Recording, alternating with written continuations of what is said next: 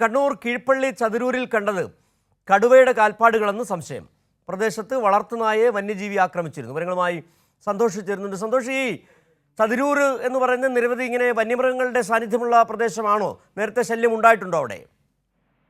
സിജു, ഇത് ആറളം വനമേഖലയോട് ചേർന്ന് കിടക്കുന്ന ഒരു പ്രദേശം തന്നെയാണ്. എന്നാൽ ജനവാസ മേഖലയാണ്, നിരവധി വീടുകളുള്ള പ്രദേശമാണ് കീഴ്പള്ളി ചതിരൂർ എന്ന് പറയുന്നത്. അവിടെ ഒരു 4-5 ദിവസമായി ഇത്തരത്തിലുള്ള ഒരു വന്യജീവിയുടെ സാന്നിധ്യം സംശയിക്കുന്നുണ്ട്. കാരണം 5 ദിവസം മുമ്പ് അവിടെയുള്ള ഒരു കോഴിക്കൂട്, വലിയ കൂട് തട്ടിയിട്ട നിലയിൽ കണ്ടെത്തിയിരുന്നു. ആ സമയത്ത് തന്നെ ഒരു വന്യജീവി അവിടെയുള്ള സാന്നിധ്യം നാട്ടുകാർ സംശയം പ്രകടിപ്പിക്കുകയും പിന്നീട് വനം വകുപ്പ് എത്തി പരിശോധനയെല്ലാം നടത്തുകയും ചെയ്തിരുന്നു. എന്നാൽ കാര്യമായി ഒന്നും ആ സമയത്ത് കാൽപ്പാടുകളൊന്നും കണ്ടെത്താൻ കഴിഞ്ഞില്ല. ഇന്നലെ രാത്രി അവിടെയുള്ള ഒരു വളർത്തുനായയെ കാണാതായി. അതിനെ ഒരു വന്യജീവി കടിച്ചു കൊണ്ടുപോവുകയാണ് ചെയ്തത്. അതിനുശേഷം നടത്തിയിട്ടുള്ള പരിശോധനയിൽ അവിടെ നിന്നും ഒരു കാൽപ്പാട് കണ്ടെത്തിയിട്ടുണ്ട്.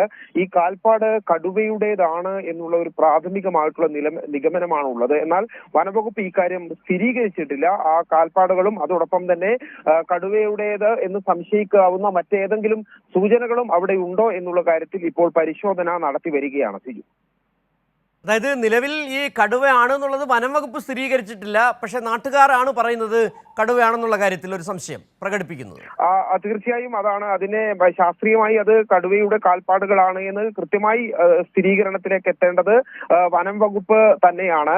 എന്നാൽ ഈ കാൽപ്പാടുകൾ അത് കടുവയുമായി സാമ്യമുള്ള കാൽപ്പാടുകളാണ് എന്നുള്ള നിഗമനമാണ് ഇപ്പോൾ പ്രാഥമികമായി ലഭിക്കുന്നത്. അക്കാര്യത്തിൽ വിശദമായിട്ടുള്ള പരിശോധന നടക്കുന്നുണ്ട്. കൂടുതൽ കാൽപ്പാടുകൾ കണ്ടെത്താൻ കഴിയുമോ എന്നുള്ള പരിശോധനകൾ നടക്കുന്നുണ്ട്. അതിനുശേഷമായിരിക്കും വനംവകുപ്പ് ഇക്കാര്യത്തിൽ സ്ഥിരീകരണം നൽകുമോ. ഏതായാലും വനംവകുപ്പ് ഈ മേഖലയിൽ തിരച്ചിൽ ഇപ്പോൾ നടത്തുന്നുണ്ട്. കാൽപ്പാടുകൾ ഉണ്ടോ എന്നുള്ള കാര്യം വിശദമായി തന്നെ പരിശോധിക്കുന്നുണ്ട്.